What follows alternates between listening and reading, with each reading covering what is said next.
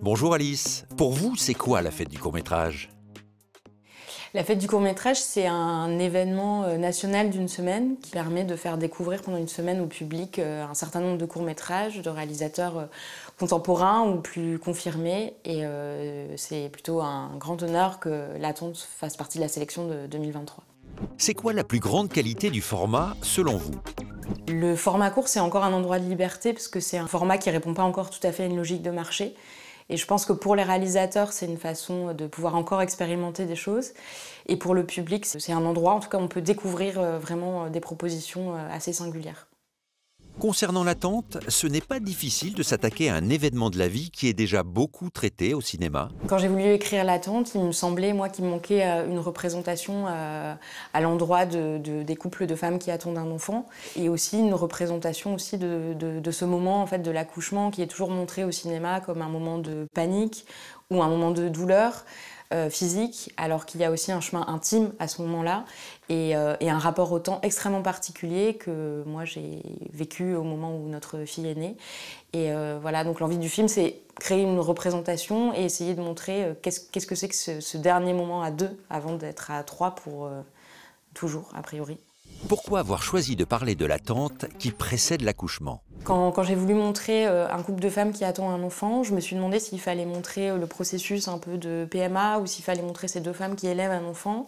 Et en fait, il m'a semblé plus cinématographique de choisir ce moment où l'une a le corps plein et l'autre vide, et où on est dans un moment de pure projection et de réflexion.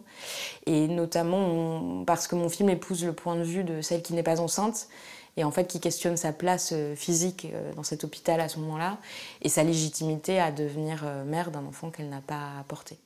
En quoi l'expérience de Céline est différente de celle des hommes qu'elle croise à la maternité? En fait, le film est un peu une réflexion sur le genre, c'est qu'est-ce que c'est que d'être au même endroit, au même moment, d'attendre son enfant. Sauf que Céline, contrairement aux hommes, aurait pu, elle, être enceinte. Et les discussions en fait, qui se font ramènent toujours au final à la question de l'enfant et au fait qu'on va être parent. Donc le genre s'efface au profit de... Ben voilà, on attend ensemble un enfant, qu'on soit un homme ou une femme, on va devoir élever cet enfant. Donc c'est un film qui part d'un sujet très particulier, l'homoparentalité, pour arriver à une forme d'universalité autour de la question de la naissance. Quel regard voulez-vous apporter à travers ces hommes?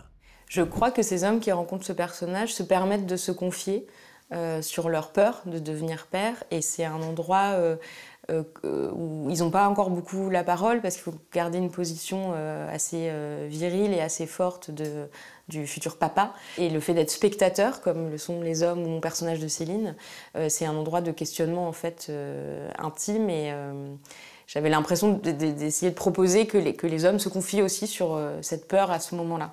Voilà. Et en fait, quand le film a beaucoup circulé en festival, et beaucoup de garçons, de jeunes garçons ou de pères plus âgés sont venus me voir en me disant qu'ils étaient contents d'avoir cette représentation aussi, de ce hors-champ en fait pendant la nuit de la naissance, où il y a une grande peur qui s'opère et qui doit être tue vis-à-vis de la personne qui accouche. Merci Alice.